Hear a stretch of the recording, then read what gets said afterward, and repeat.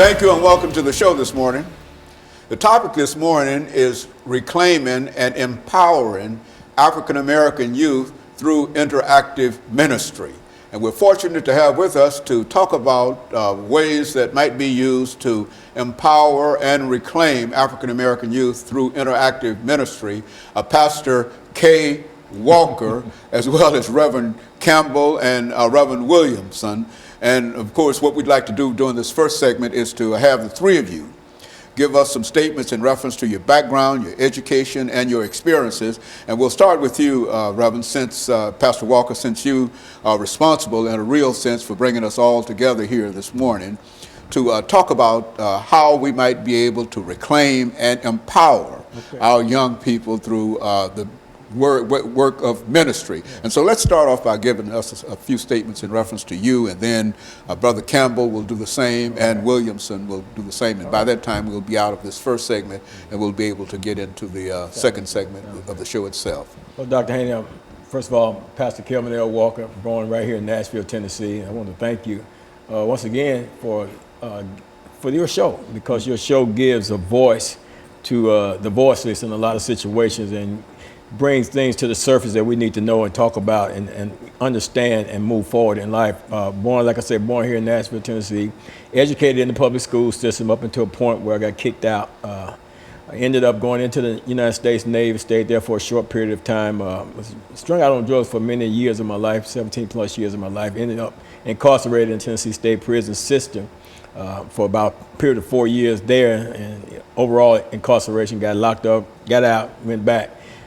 Did some studies at Tennessee State University prior to getting incarcerated, after coming out of the Navy, getting the GED through OIC, and did some college courses in prison through Trevecca East Campus Prison Program before my boy Reagan got in office and destroyed all of that, and took it away. But anyway, never had a degree in anything, Dr. Haney, but just a measure of knowledge, man, just common everyday experiences in life. Very good. And Reverend Campbell, what about your situation, background, some statements in reference to who you are and why you're here? I've been born here in Nashville, Tennessee, went through the public school system, graduated from McGavick High School, went to Austin Peay College to play football, and messed up my college career of football because I wanted to sell drugs. I wound up in jail, went to jail for that, got out, joined a gang, ex-gang member, been pastor in Mount Carmel Missionary Baptist Church now in North Nashville for about 9 years now. Very good. Reverend Williams? I was born here in Nashville, Tennessee, in the East Nashville area. I was raised troubled teen, bounced from my father and mother, and pretty much got involved with a lot of other young adults that was into crime, and my family's pretty crime knit, so I just got on the wrong foot, got out, and got in trouble at 19. Excuse me, went to prison at 19 till I was 30, but in prison is where I met God and started to reform, and went to school and went to college, and God just called me to ministry, preferably youth. And after I was released, I was connected with these great men of God, and we've just been involved with the community, and just being used to change what we know as a Nashville community.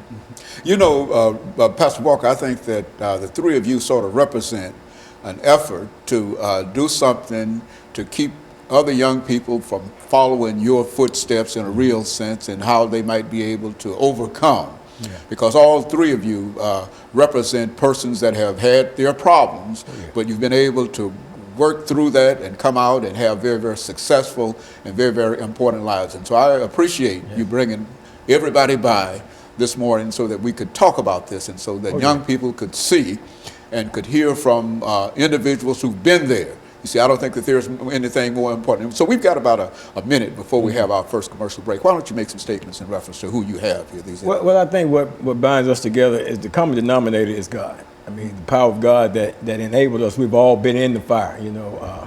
We're not here with degrees in social psychology or anything like that, but we're here because we've experienced a lot of the negativity in life. We felt basically fell victim to a system that was designed to capture us. But we got captured in that system, experienced that system, overcame that system through the power of God, and now we're here now to talk about how to help others to overcome. Okay, look, we're going to take this first commercial break, and we're going to be back with our audience following this very, very short commercial break.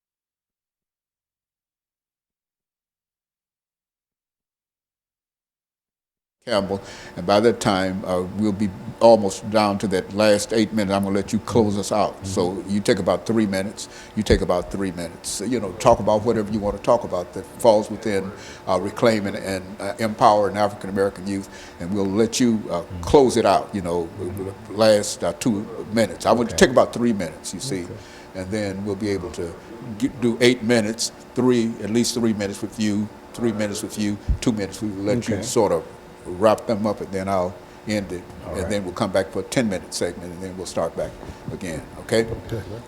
Okay. All right, ready out here.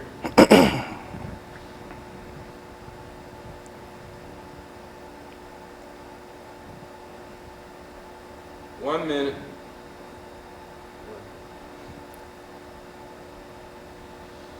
This is an 8-minute segment here. So.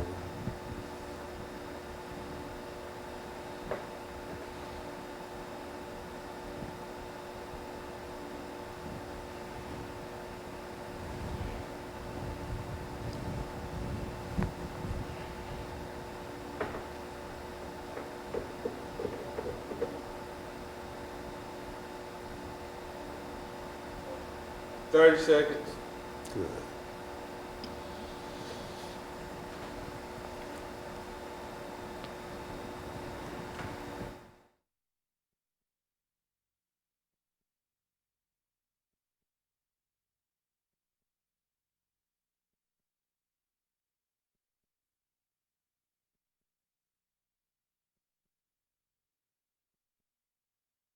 Thank you, and welcome back to the second segment of the show for today. The topic is reclaiming African American youth, empowering and reclaiming African American youth through interactive ministry. And we have 3 ministers to talk about how we might be able to reclaim some of our young people, and how we might be able to get them started and empower them to understand who they are and the power that they have. And we're with Pastor Walker, Reverend Campbell, and Reverend Williams. And so let's start off, Brother Williams, by having you to make some statements in reference to how you see this whole issue of how we might be able to reclaim and empower young people to come back into society and have more influence, more positive influence. Thank you, Dr. Haney. One thing I see is that we all have our individual fires that we're lighting. Everybody having something going on. But what I don't see a lot is that we'll all band together and create the biggest fire we can to combat what we see going on in our communities. And Pastor Walker and Pastor Campbell and myself and some other ministries have really have taken on this this demonic force that has really captivated our youth. And a lot of it we can pull out a lot of culprits, but I think one main thing is that we're doing a lot of talking and less action. And I know there are people that are afraid because of what is taking place, what has been perpetuated through news and various media outlets. I mean, now that we have Facebooks and all of these things, that it's being magnified, and I think people are afraid.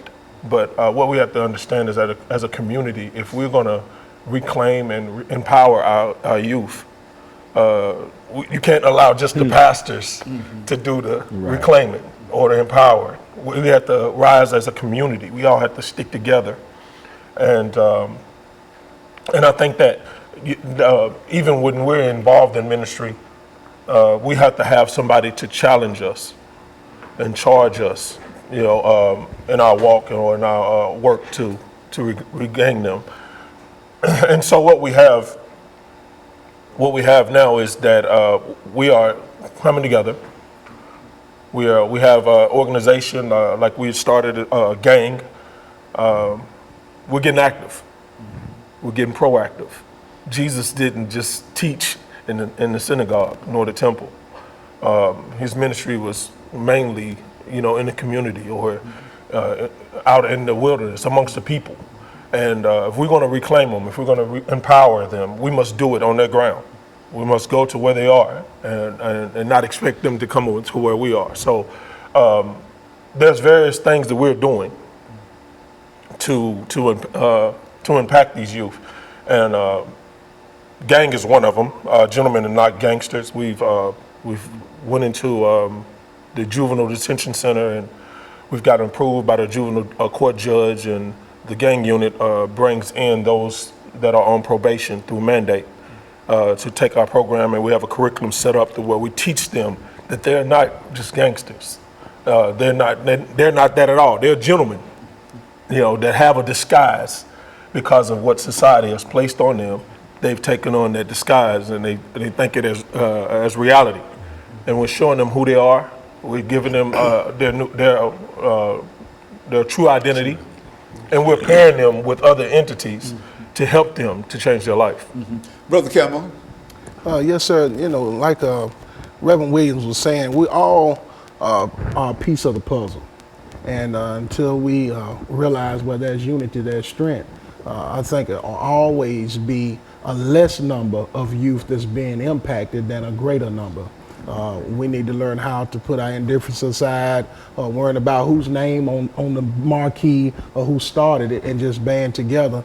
But to reclaim the youth, we got to learn how to teach them how to have a different mindset. Even our mindset need to be different. Watching the media and how they portray our youth is only one way to view it, and it changes our mindset on how we deal with them. When I look at a lot of people that talk about the youth, about their pants is too low, or you can't tell them nothing, they ain't gonna listen anyway. But our mindset must be changed in order to help reclaim or change their mindset. And that's one thing about the organization we got, Gang. We have a C curriculum that we're teaching them, and we start off with the first week of classification. And what we want to do is ask those young men, ask these youth today, what do you classify yourself as? Because it all goes back to what they think about themselves. And not only what do you classify yourself as, but what does society classify you as? And then not only society, but what does this judicial system classify you as? Because if the judicial system and society see you one way and you see yourself another, why do you want to prove them right? If you know you think more of yourself than they do, then why prove them right? And we're just trying to help change their mindset with classification, character, confession, dealing with currency, change. They have to be a confession of that. I understand that I've done wrong. I understand that the situation that I'm in, some of them, it wasn't their fault that they was in it. But there must be a confession that, hey, I've been in it, I've done it, now I want to do better. Then have them to embrace and accept change, because it's hard for them to embrace and accept change if we don't give them a positive outlet for that. And we was talking about providing jobs for some of them. Most youth don't have jobs. They want to make money. And they're not going to give up what they're doing, from aggravated robbery to burglary to selling drugs or gangbanging, unless they have some means to be able to provide for their families. Because some of them in a household where their mama and their daddy locked up in the penitentiary, and grandmama is taking care of them. So in order to reclaim them, we got to understand them. Not only do we understand them, but we got to change our mindset in order to change theirs. Reverend, what we're going to do during this last minute or so is to wait, and when we come back after this commercial break, to give you an opportunity to make some statements. But I think that this is essentially what we want to try to do, to demonstrate to the population and demonstrate to young people themselves. And I think that that's what the title that we're talking about this morning, reclaiming and empowering, which is to say that if they can follow the things that the three of you are talking about this morning, then they are on the road to what? Empowering themselves. They themselves can only empower themselves. Nobody can empower you but yourself. And so I can appreciate that. And so what we're going to do is to take this our second commercial break, Reverend, and when we come back, we'll allow you to start us off. But I think that this is essentially what we wanted to try to do this morning. And so we're going to be back with our audience following this very, very short commercial break.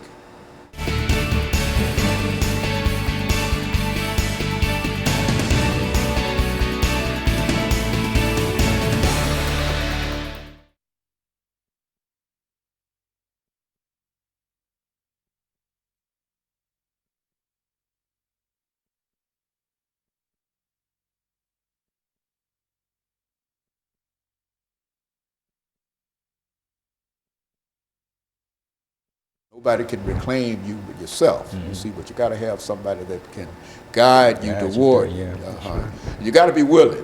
Too. You can't. Nobody can make you do anything. You know.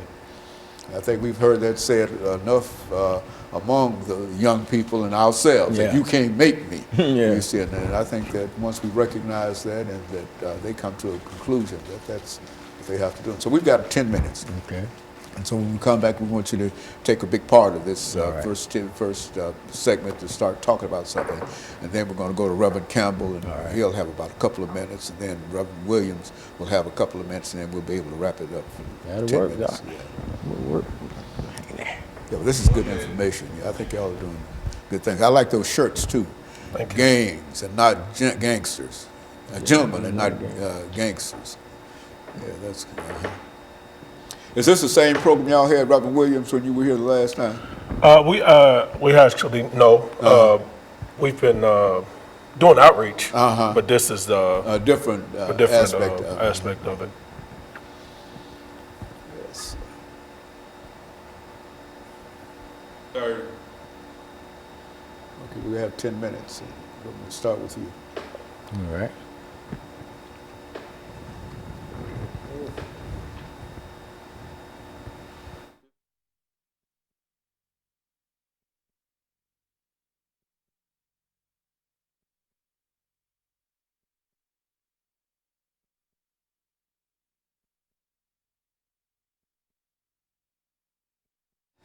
Thank you and welcome back to the final segment of the show for today. We're talking to Pastor Walker, Reverend Campbell, and Reverend Williams in reference to reclaiming and empowering youth through interactive ministry. And each has already given us some information in reference to what we ought to do.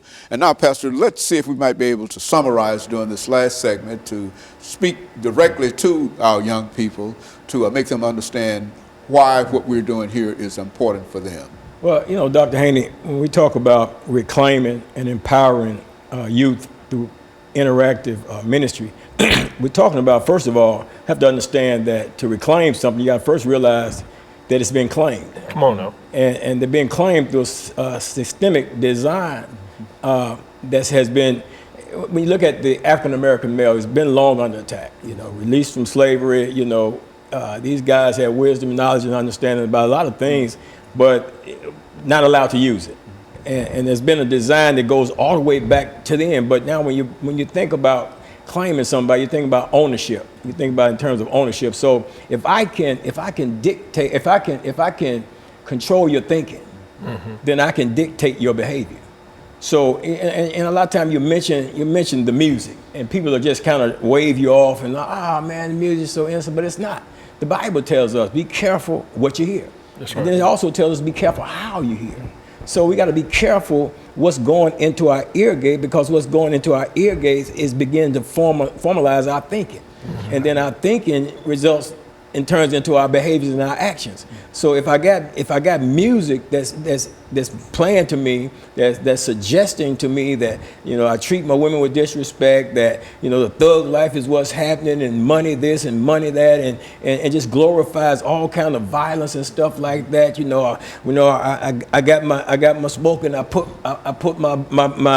put dude to sleep. You know, that kind of stuff like that. Yeah. So you're growing up with that mentality and that mindset, you begin to act that stuff out. So what we have to do is go in and show them how that when Pharaoh dealt with the Israelites, he said, and they said, come, let us deal wisely with them. So there's a wise system in play right now, Dr. Haney, that says, you know, let's keep them from progressing. So let's do it through this negative music. Let's do it through. They did it to my generation through the black exploitation movies. You know, Superfly and all of that right there. But now they put video and audio together. Now you got a visual of what you're hearing, and it's further impacting an individual, further gaining control of their mindset, and it's taking them down a pathway that we're stepping up to say, let's reclaim this. First of all, I got to make you aware of the system that you've been caught up in. So, because a lot of them are acting out in a system that don't even understand and realize why they're acting out. Why do I want to go out here and sell dope as opposed to go to school to get a degree?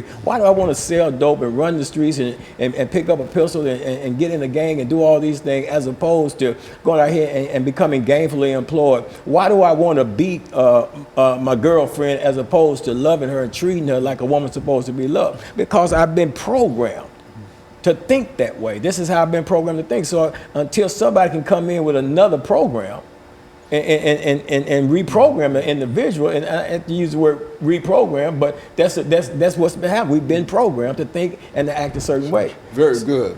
And so, Reverend Campbell, so that's what we're trying to do, you reprogram them. Is that what we're trying to do? It is. You know, when you look at a body, the body dies if the head is not there. And if you can cut the head off, or you can take a person's mind, you can control their body. And changing their mindset, teaching them information of knowing, like Pastor Walker was saying, what they in and why they're doing what they're doing, because they have fell into the system that was already built to make them fall into. It helps them. When you get information, it says our people perish for lack of knowledge. And that's what happened. They're perishing because they don't understand. They just don't understand. And it's our job to help them understand and then to empower them how to come up out of what they've been in. For instance, all of us have been in that lifestyle like them. Who better to empower you than somebody that already been there? We can tell you God first. That's the main thing. We couldn't have never made it without him. But not only that, your own determination to say, I want better, I can do better. The mindset of the little train that thought he could, he said, I think I can, I think I can. They have to keep on going at it, because life will continue to press you down, but you have to have a mindset of saying, I never give up, I won't quit, because there is better for me. Brother Williams. Yeah, I would definitely agree with everything they're saying. It's very good. And what I see, Dr. Haney, is a lack of education. It's been the root of the problem ever since slavery. They didn't allow them to read, and the Bible was a main thing that they kept from them. And they found that, you know, understanding, if we can keep them out of from a knowledge of who they are, then we can give them who we think they are, you know, and they'll adapt to that. And so that's what we've seen. We've seen these ideologies been perpetuated over our people for, you know, centuries of time, and that's what they have adapted to, and they've taken it on as their own character or personality, and they're acting it out, just as these two men of God have just said. But I think what we have to do in reclaiming is getting them to first know who they are, and then we'll come under that and fortifying them with education, teaching them history, you know, teaching them about you know, how to empower other communities, and not just their own, you know, because a lot of what we'll see in our communities is that person that has made it out, like ourselves, that have got it brought out of the fire. A lot of them have said, okay, well, I'm gonna move on the outskirts because I don't have to deal with it. You know, I don't have to get involved. You know, God saved me, praise God. You know, so, but what we need is to empower, just like they said, is those that have been awakened. We need to go back. You know, the Bible even says that when you've been restored, go back and strengthen your brother. So that's what we're doing. And we need people to band with us. We need people to band with us to help empower and educate and to reclaim our young men. Reverend, what kind of support do you think you're finding among the general population for what you're doing? Well, what we see is a lot of candle burnings, and that's about it. In a lot of situations, you see a lot of candle burnings when what we need is people to be more interactive. When we talk about interactive ministry, we're not talking about going out getting some young men to come to church so they can hear us preach. That's right. And we're not talking about that. We're talking about interactive ministry. And to minister means to serve. You know, we got to find out what their needs are and then help serve them in a way where we can help meet those needs. And then if those needs are something that's really negative, then we got to show them a way to get around it. And that's when the empowerment part comes in. But, you know, it's going to take community involvement. It's going to take families involvement. It's going to take the mother that's raising these children to take a firm stand, you know, and get the information, seek the information, and understand if I got a weakness in an area, go find it, find the strength so I can be strengthened in the area, because my children, and especially my sons' lives are at stake if I don't do that. And then we got to tell the fathers that if you impregnate this girl, then you impregnate her. You can't run off and not take care of the child and then complain when she takes you to do child support. You know what I'm saying? There's got to be a system of support, and it's got to come from all areas, and it's got to come from the church. It's got to come from the school. It's got to come from our being involved in the school. We have to show up in the schools to see what our children are going through in the school system, because they're being mistreated there as well. You know, it's no secret about that. That's right. The school to prison pipeline, man, it's a deadly thing. It's definitely real, and our people are suffering from it. And you know, and people say, you know, you talk about the knowledge part, Pastor Bishop, and you know, it's our people perish for a lack of knowledge, but we were taught what you don't know won't hurt you, but what you don't know is destroying us. Yes. So the power comes in when we tell somebody, like Mr. Williams said, who they are, then that gives them power to move forward into the greater things in life that God has designed and purpose for us to do. Because for many years of our lives, I'm sure, I know I did, I didn't know who I was. Dr. Campbell, the last statements here. It's so true of coming together.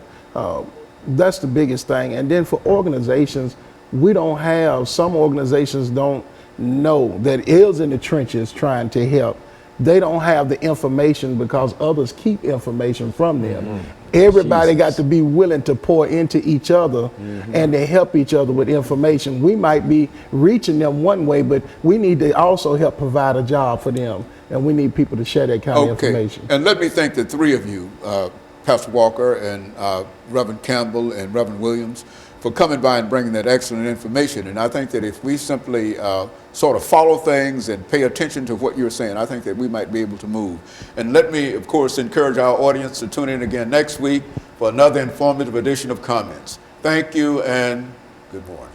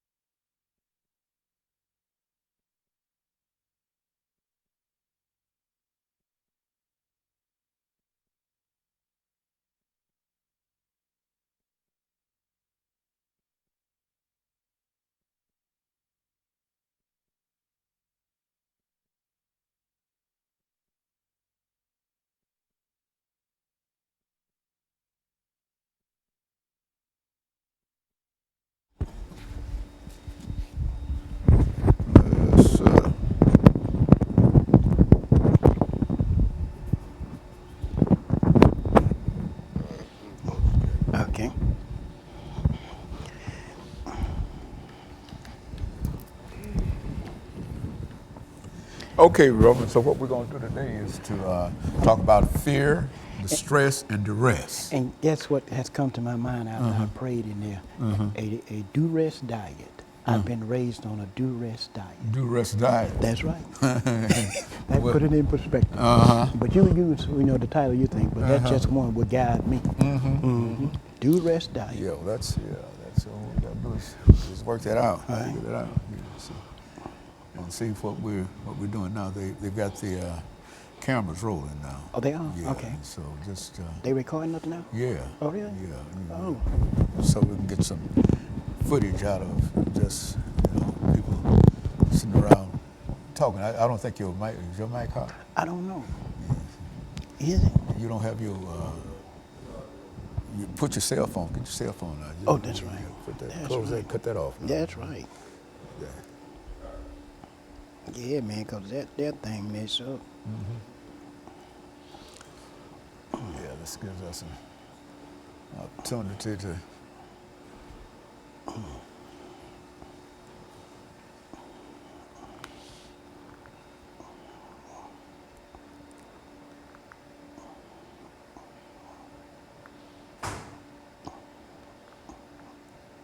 Okay. Got it on silent. Okay, so what we're going to do, as I said before, we're going to call this fear, distress, and duress. Fear, distress, and duress. Yeah, and so you can carry that through, huh? I can carry it through on fear. Huh? On fear. Well, I mean, all of that that's connected. That's you know, right. And so you. What I want you to do is to. First of all, we're going to do that 6 minutes. Okay. Background, That's right. education, That's experience, and we're going to do that. That's right. And then we're going to talk about during that next 8 minutes. We should do some information in reference to fear. That will be the beginning of that. And, Okay. and you've got all those kind of personal experiences that Yes. you're going to talk about. Yes, I do. And you want to take off your microphone too. Okay. You come here all laden down with all kinds of. You travel in transit, man. You have to protect yourself. And there was something else I wanted to mention. The in the area, Dr. Haney, of the fear and growing up on a diet of fear, I think about how my mother was suffering from malnutrition when she was pregnant with me. There are things that you can tell when. Is it my mic hot? Yeah. It is? Okay. Hey, Dr. And he gonna take over for me? Okay. Oh, you already met Mark. Yeah, I met him this morning. Hey, Mark, how you doing? Nice to meet you. Fine, you too. Thank you. Oh, you just stand over there and you just show them the kids. Told him how pampered I am. See that? Yeah. Okay. Dr. Appreciate you. Good.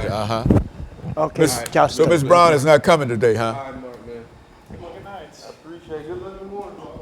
So Miss Brown is not coming today, huh? No, not today. Okay. And so, are we ready now? Yeah, we should be good. Yeah. Okay. Well, I tell you, why don't you see if we can get seated here? Okay. And I think the chairs won't move by themselves now. Okay. They're not on wheels. Okay. Okay. And I'm going to swing up into mine, and we're going to get started. Is that right? Is that all right? Jason, you ready, sir?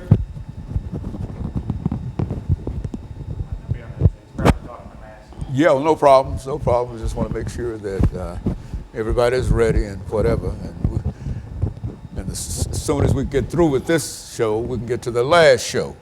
And that's what I work toward. Every time I come, I work toward the last show. Every Is time. this the last one, Dr. Haney? No, this is not the last one. This Okay. is the one before the last one. Last fair, okay. Yeah. So this is, You know, Dr. Haney, I've lost about 20 pounds. I can tell. I can tell. Feel much better.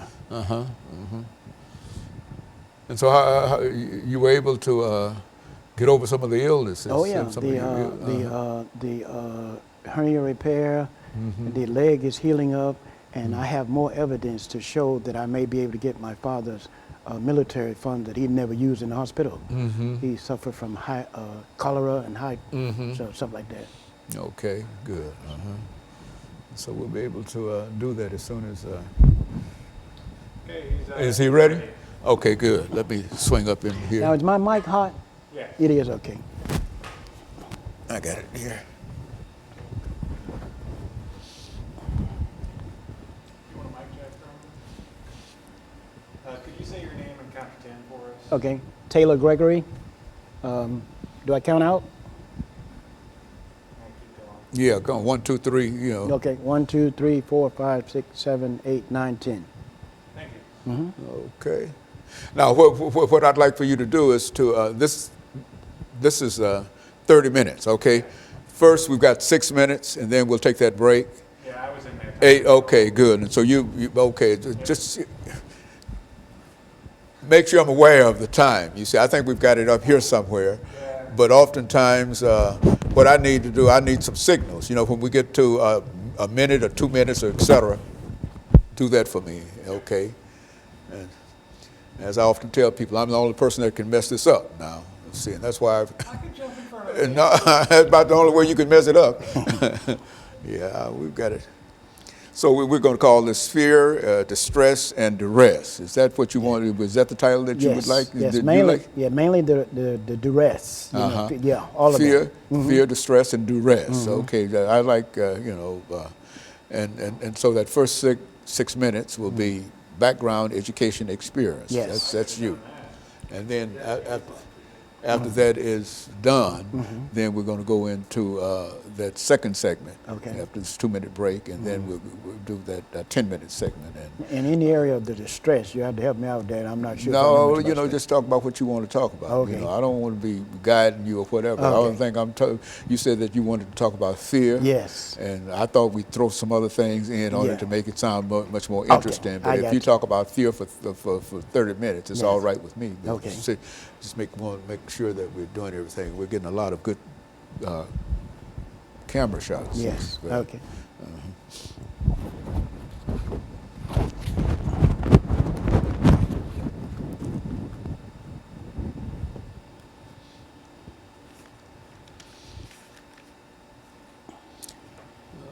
Okay.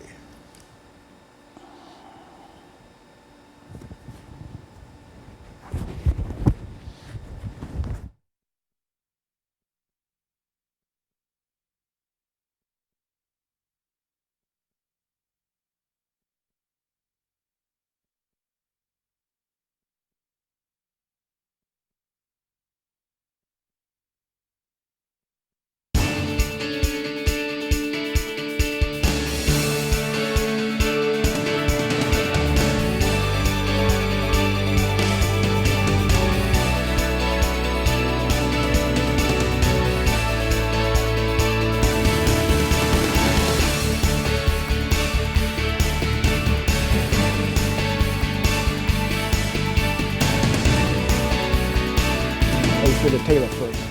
Thank you and welcome to the show this morning. The topic this morning is fear. And we have with us to talk about fear this morning, Gregory Taylor. Gregory Taylor has been with us on a number of occasions, and I don't think that he's a stranger to many members of our audience.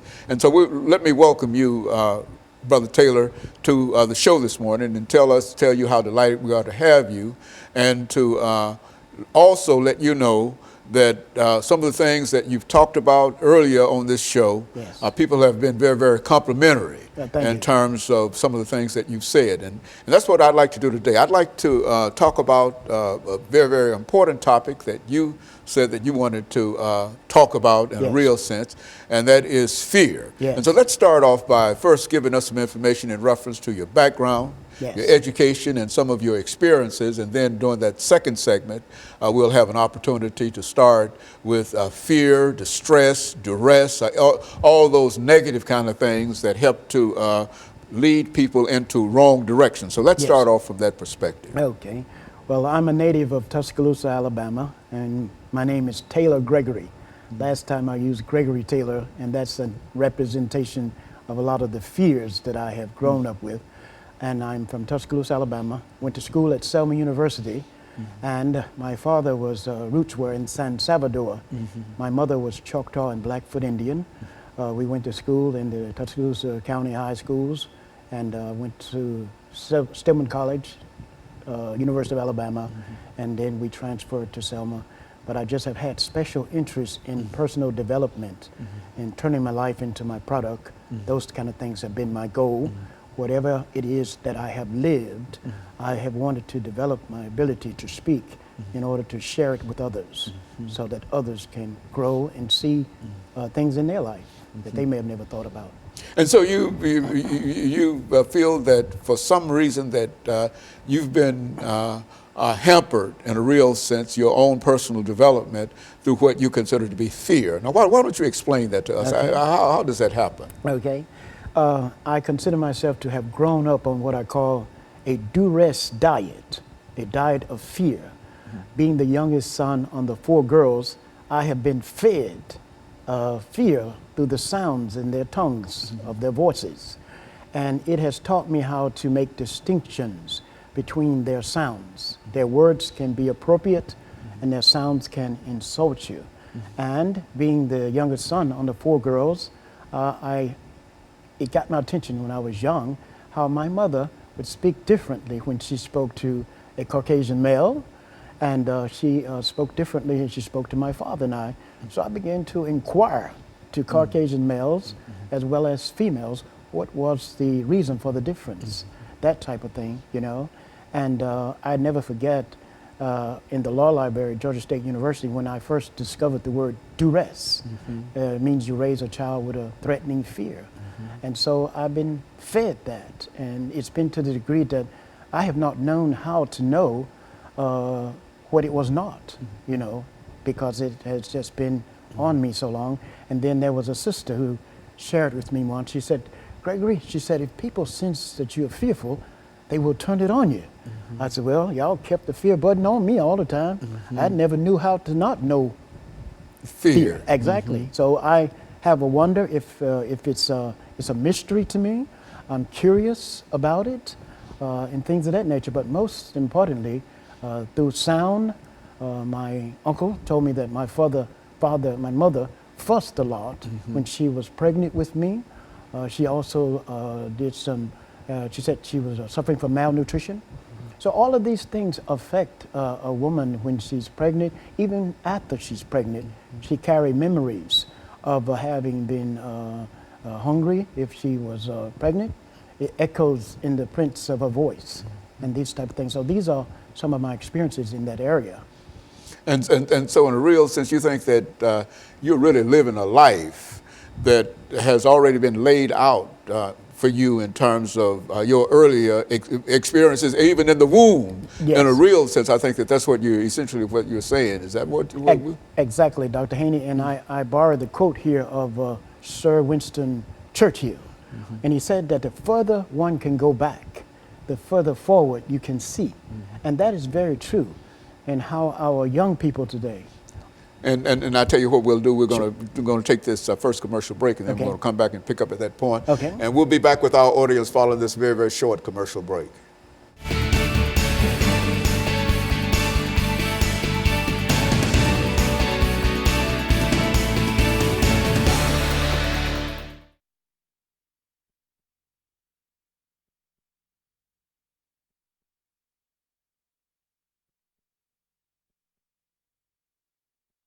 You see, yeah, you know, be aggressive with me, you know, yeah, do like that, because if you lay back and just sort of throw it up, then I can't catch it. But pamper me, you know, like I was saying earlier, okay, no problems. Okay, very good. So we've got, this is our second segment, and we've got 8 minutes in this segment. And so we're going to start off the same way, and I'm going to introduce you. And you said Gregory. Taylor Gregory. Taylor Gregory. Yes, yes. Now, and I'll explain that. Can you explain Yes. that to, would Yes. you like to explain that Yes. now to us? Because, Yes. I mean, that's an odd thing to me. Yes. Because I thought, and after knowing you for so long, Yes. I thought you were Greg Taylor. That's in Alabama. And well, you don't mind explaining Not that? at all. Yeah, because Okay. Are we ready? Okay. Okay. Okay. Yeah, because and It so is true. It is Greg Taylor, but it's a reason for that, and I'll explain. It's yeah, all well, connected. yeah, because Okay. it got me kind of confused. I thought you were Greg Taylor, and you're Taylor Gregory. I am Gregory Taylor in Alabama, but in Tennessee, I'm Taylor Gregory. Okay, well, you're gonna have to explain it because you've been Okay. with us on so many occasions, That's you know, right, and that's so right. so I've thought of you've been Gregory Taylor. Okay. Okay. It's the same. Okay. Can I be Gregory? Can you be Gregory Taylor here now? Or Yes, what? yes, Okay, and then yes. you explain it Okay. right to me because that's sort of.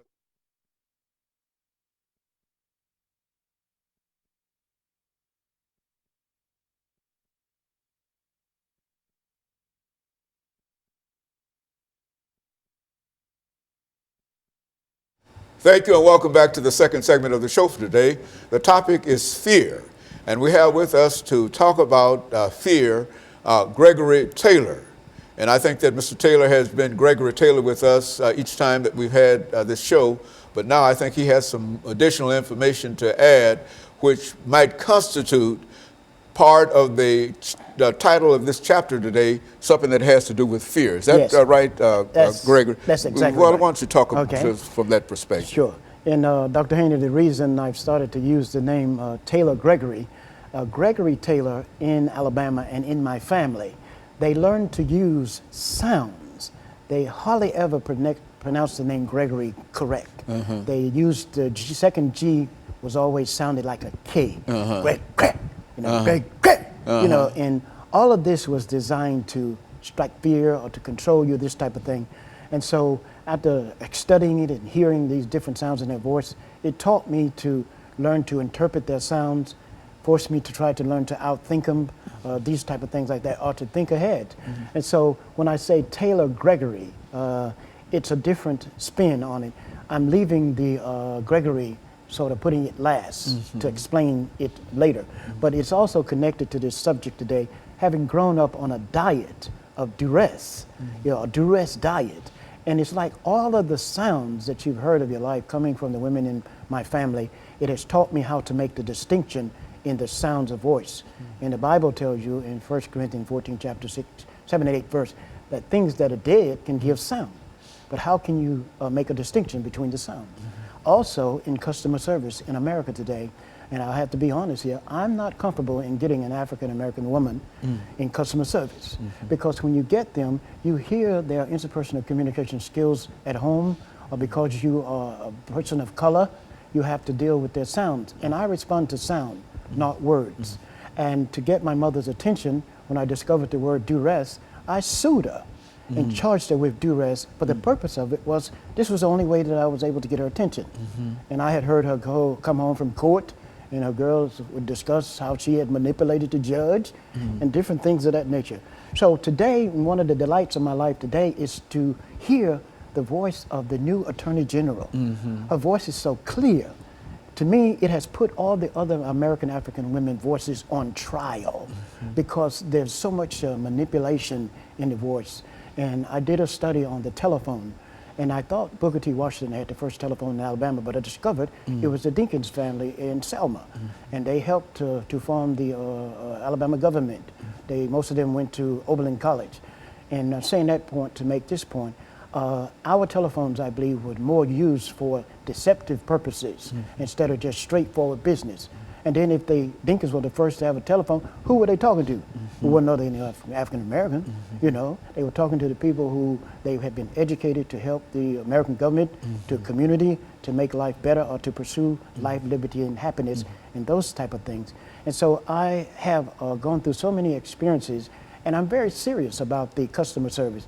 Good customer service is America's future.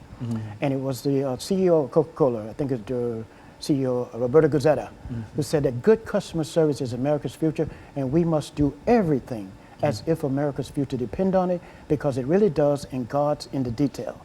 And I can't ever say this anymore. I have a sister here who's in the apartment business for 30-something years, and she recently met the lady who's apartment manager where I live. I saw something in both of them that caused me to take her off of my emergency contact list. In the emergency room, my medical doctor, as well as my hospital And so all of these things that's going on there, their voices can be both causing and accusing. They ask and answer. And two Caucasian females shared with me that some American African women, they speak with a double negative and a false resonance. And see, Now, what do you mean when they say they speak with a double negative and a false resonance? I have the layman terms that I use for that, that they explain and complain in the same voice. Yeah, and it creates problems in customer service, or they get to the phone, they say something like, this is your second or third call. If they had been talking right from the first time, you wouldn't have had to call back. You know, it's just a game, and it's something that has been going on, and it's a reflection. But the Attorney General's voice, the U.S. Attorney General, never have there been an American African woman in that position who have that kind of authority and the time to think about what she say. And I see it because her voice is just a blessing to me to hear, but it has put the other American African women voices on trial over all the things that they have done over the years to manipulate, to control the men, and to achieve different things that they've done. It's all on trial. And I'm anticipating by this time next year, maybe sooner, the American African woman will be the most depressed person in America because she has got to deal with all the ways that she's learned to use her voice. And the mothers even teach them. And on February the 10th, after the Ferguson verdict went down, I contacted Social Security and told them to scratch my African ancestry. I'm just going with the Choctaw and the Blackfoot. And I'm serious because I understand the emotions of the 60s. There was a nun, 90-something-year-old nun here, who confirmed for me that the emotions of the 60s have turned into a virus, and it is affecting people's ability to explain what it is that is affecting them. Some have what I call, they're living and alive, and they are actually afraid to be. And it may even consider them sort of being suicidal or something of that nature. But it is imperative, you know, that these things be brought attention to. I took a conflict resolution class at Vanderbilt.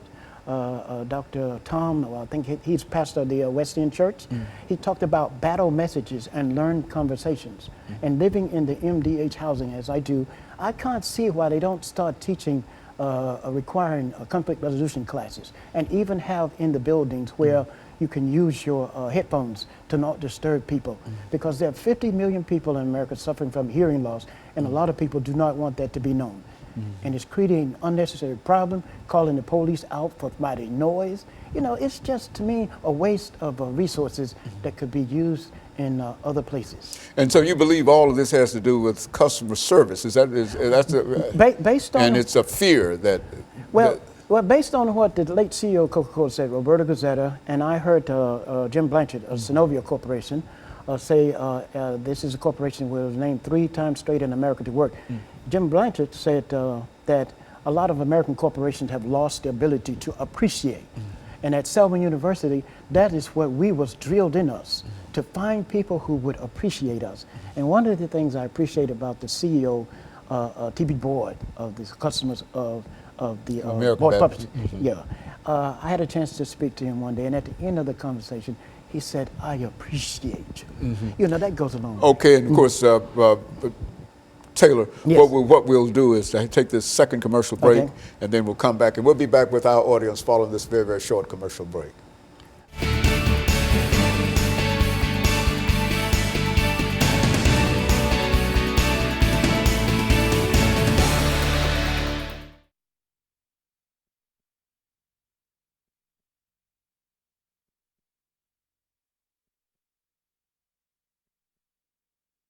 Got 10 minutes. Yes.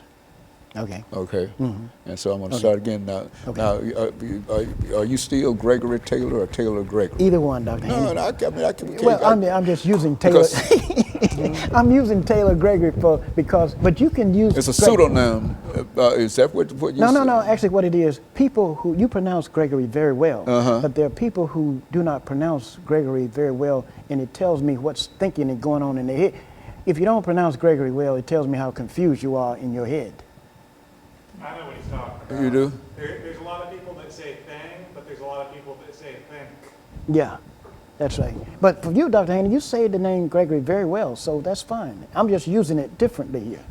Well, I know, but I'm trying to introduce you That's dealing with this show. You see, But go and- ahead, use it. Okay, Yeah, Gregory that's fine. Taylor, Yeah, that's fine. Professor Gregory Taylor. You know, I call you Professor Okay, because that's that's what fine. you're doing. Yes. You're teaching. Research, You see, yeah, I'm really a researcher, but that's good. researching, professor, and et cetera, and et cetera. Yes. And that doesn't necessarily mean that you're connected with an institution Right. as such. That's You right. can be a professor Yeah. and profess. That's right. And That's, not to talk about something. That's right. And not bragging, Dr. Haney, I am of the persuasion that I'm under the influence of becoming the next J. Paul Getty. Well, I don't know about that. But I don't even know how to handle that. You see, but Well, I just thought I'd check. yeah. Okay. Well, Okay. 30 seconds. Okay. Okay. So we got 10 minutes, and so Okay. I'm going to introduce the topic Yes. again, Yes. and then talk about fear. Yes. And the rest. Yes. Yes. And to allow.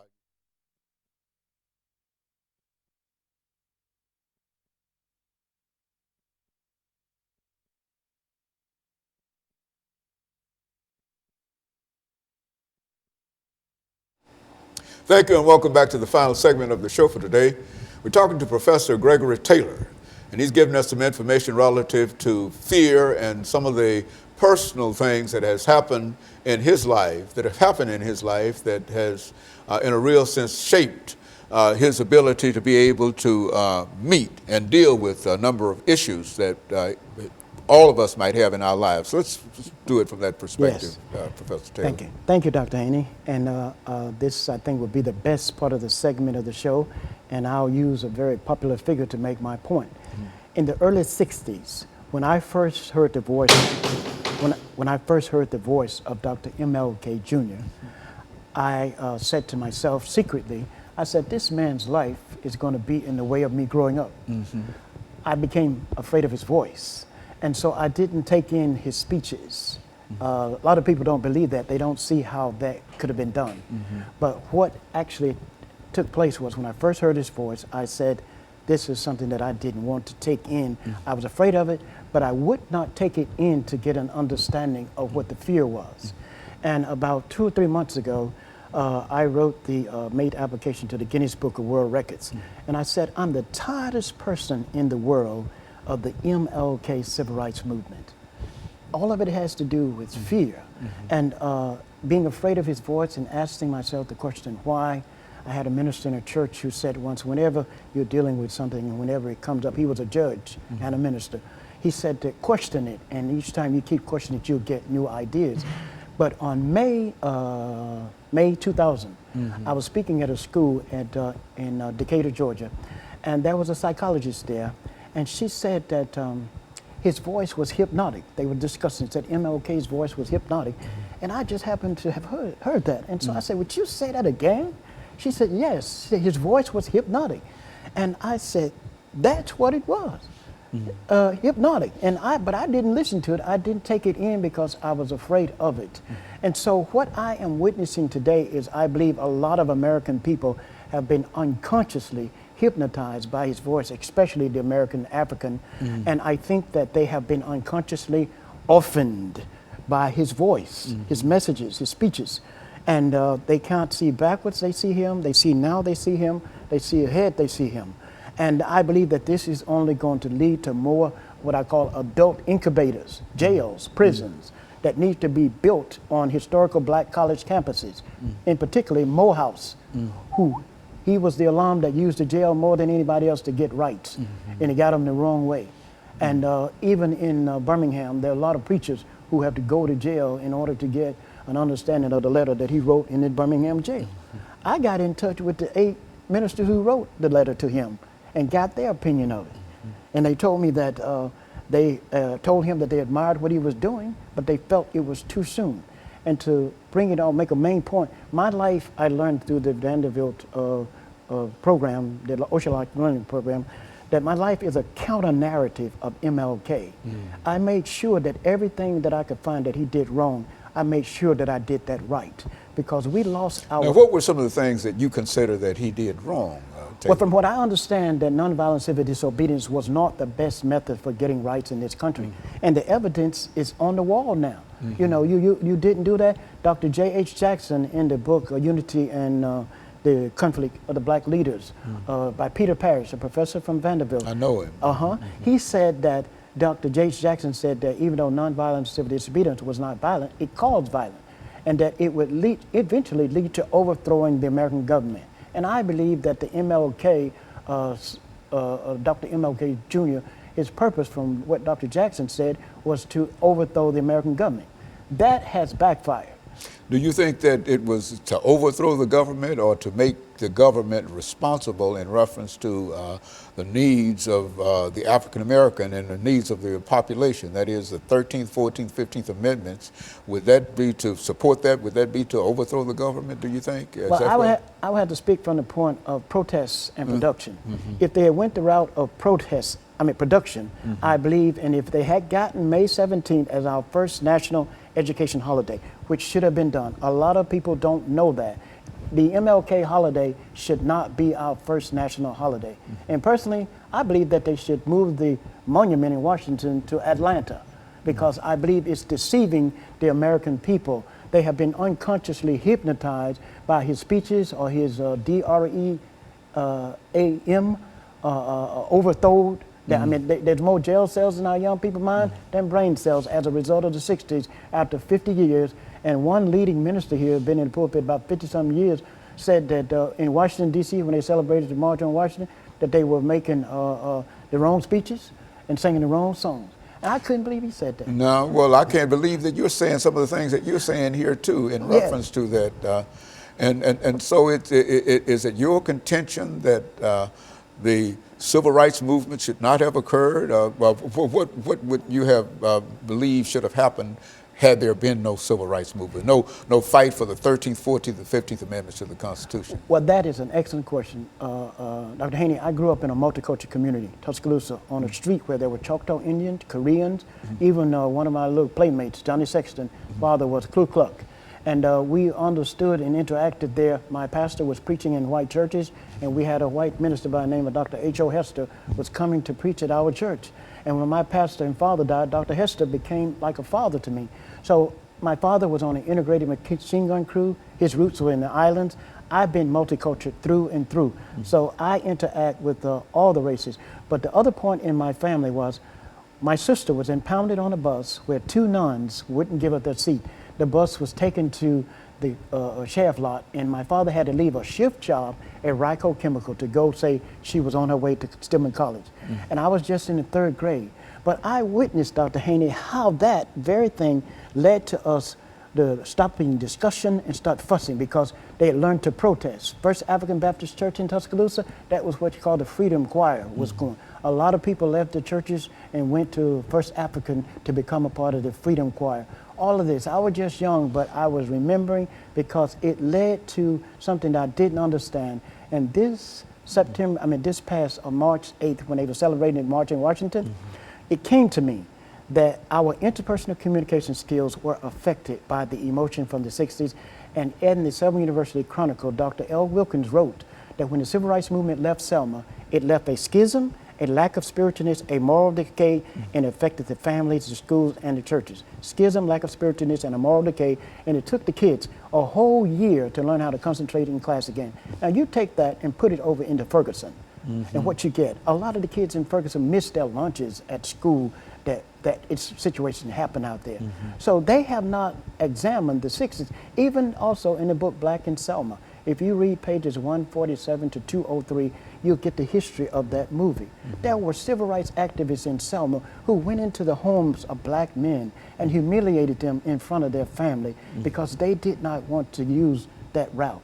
I was trespassed from Selma University when the people on the board were civil rights activists, and they punished us for our educators who didn't embrace the movement. So it's so much in this area, and it's all connected to fear. And Dr. Jackson pointed that out, that to coercion, to fear, a lot of the things that they were using. And for me personally, I just got it. Liberty and justice for all, it didn't reach me. And I don't have no good feelings or anything. I don't listen to the speeches of MLK. I don't celebrate his holiday. And some things that have just recently happened here with my sister, who is the one that was closest to me. And when I saw how her and the manager of where I live met, and they are very connected to the police here, I reported her to the FBI. And right now I'm studying because I want to know more about what really happened between J. Edgar Hoover and MLK. Now, what do you think happened between? I don't know, but I do know this. His emotions, MLK's emotions, and his widow said this on the Tavis Smiley show, that that he was too emotional, and that he was too emotional. And there's a lady in Atlanta who was listening to his speeches when she was pregnant with her son. Her mother told her not to, and she did anyway. And her mother told her that his voice was scary, and there was DEATH in his voice. And in the book, How to Kill a Black Man by Louis E. Lomax, he explained how you saturating with the American dream, then deny him that, and he will violate his own ethical code and duplicate the like of Malcolm X and MLK. And so that's what he, and see, I've steered clear from all of that. And right now, Dr. Haney, I'm actually afraid of the emotions of a lot of American African people because I don't have them. And we lost our property, most importantly, in Alabama. Very good. And of course, we're going to have to end this for today. And let me encourage our audience to tune in again next week for another informative edition of Comments. Thank you and good morning.